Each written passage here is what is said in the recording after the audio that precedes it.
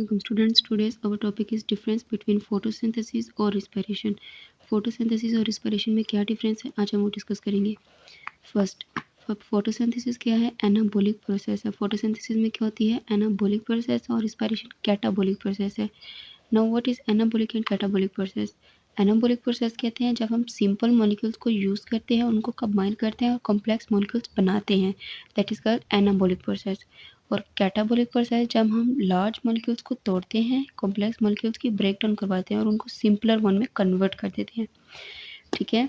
और जैसे कि एनाबॉलिक की मैं एग्जांपल देती हूँ. प्लांट्स जो होते हैं वो ग्लूकोज और वाटर को यूज़ करते हैं सनलाइट की प्रेजेंस में, और CO2 और वाटर का यूज़ करते हुए अपनी फूड तैयार करते हैं. इसी तरह रिस्पायरेशन में क्या होता है? कैटाबॉलिक प्रोसेस होती है. रिस्पायरेशन में बायोमोलिक्यूल जो सब्सटेंसेस होते हैं उनकी ब्रेकडाउन की जाती है, जैसे कि ग्लूकोज की ब्रेकडाउन की जाएगी और उसके थ्रू आगे हमारे रिस्पायरेशन का प्रोसेस कंटिन्यू किया जाएगा.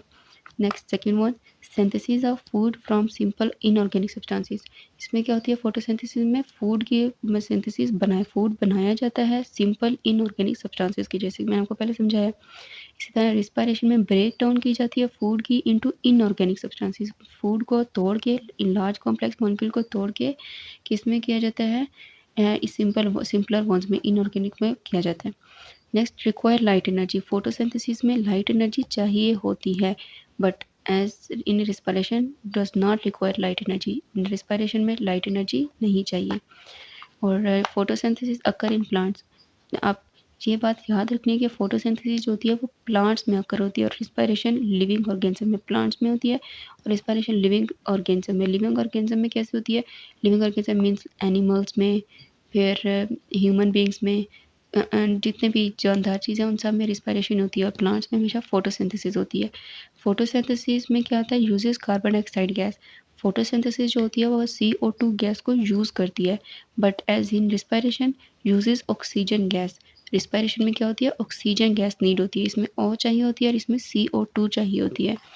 फोटोसिंथेसिस में रिलीज ऑक्सीजन गैस. फोटोसिंथेसिस में क्या होता है? ऑक्सीजन को रिलीज मतलब बाहर निकाला जाता है, और रिस्पायरेशन में रिलीज CO2 गैस, और रिस्पायरेशन में CO2 को बाहर निकाला जाता है. फिर जो फोटोसिंथेसिस होती है वो take place during day time. जो फोटोसिंथेसिस होती है ना वो हमारे पास दिन को होती है.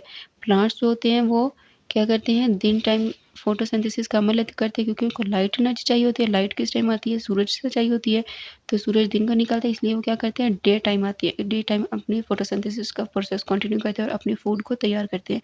But as in respiration take place all the time. जो रिस्पायरेशन होती है ना वो ऑल द टाइम हो रही होती है, डे नाइट को, डे को, मिड नाइट को, हर टाइम रिस्पायरेशन सांस हम 24 घंटे ले रहे होते हैं, तो take place all the time. Next, chlorophyll is required. इसमें फोटोसिंथेसिस में क्या होता है? क्लोरोफिल एक पिगमेंट होता है जो कि क्या बनता है? पत्तों को, जैसे लीव वो प्लांट्स में आता है ना, तो प्लांट्स के जो पत्ते होते हैं या फूल होते हैं उनको उनका पिगमेंट देते हैं, उनको कलर देते हैं. सो क्लोरोफिल इज रिक्वायर्ड. फोटोसिंथेसिस में क्लोरोफिल रिक्वायर्ड होता है, but in respiration chlorophyll is not required, क्योंकि सांस लेने में हमें कोई भी चीज़ नहीं चाहिए होती है, मतलब कोई कलर वगैरह तो नहीं देना है, तो क्लोरोफिल इज नॉट रिक्वायर्ड. ये डिफरेंस है दोनों में. अब मैं आपको बताती हूँ कि जो रिस्पायरेशन होती है ना, रिस्पायरेशन इसमें क्या होती है? CO2 को हम क्या करेंगे? बॉडी से बाहर निकालेंगे, और O2 को हम बॉडी के अंदर लेंगे. ठीक है. ये क्या होगी? आउटसाइड निकालेंगे, और O2 हम इनसाइड लेंगे. ठीक है, बॉडी के अंदर लेंगे. और फोटोसिंथेसिस में क्या होगा? फोटोसिंथेसिस में क्या होगा कि CO2 को क्या करेंगे? हम बॉडी के अंदर लेंगे, मतलब प्लांट्स के अंदर लेंगे, और O2 को हम प्लांट से मतलब बाहर निकालेंगे. ठीक है. और ये जो इसके पौधों में से फोटोसिंथेसिस के दौरान O2 निकल रहा है ना, ये बाद में हमारे ह्यूमन बींग्स में यूज़ होता है. ठीक है, प्लांट से निकला और फिर वो क्या करेंगे? ह्यूमन बींग उसको यूज़ करेंगे, क्योंकि उनको चाहिए होती है ना, तो वो उसको यूज़ करेंगे. और CO2 प्लांट जो हम निकालते हैं वो हमारे प्लांट्स यूज़ कर लेते होते हैं. फिर इसमें क्लोरोफिल चाहिए होता है फोटोसिंथेसिस में, क्योंकि ये प्लांट्स में हो रहा है, इसलिए इसमें फोटोसिंथेसिस की नीड होती है. और वो फोटोसिंथेसिस क्लोरोफिल लेते हैं और उसको अपने जितने भी अपने लीव्स वगैरह उसको पिगमेंट देते हैं, उसको अपने कलर देते हैं. और ये रिस्पायरेशन जो होती है वो ऑल द टाइम हो रही होती है, और फोटोसिंथेसिस डे टाइम हो रही होती है. और इसमें अपनी फूड तैयार कराते हैं जो बढ़ते हैं, वो लीव्स जो प्लांट्स होते हैं वो अपनी फूड प्रिपेयर कर रहे होते हैं. रिस्पायरेशन मतलब सांस ले रहे होते हैं. बस टुडेज लेक्चर इज दिस.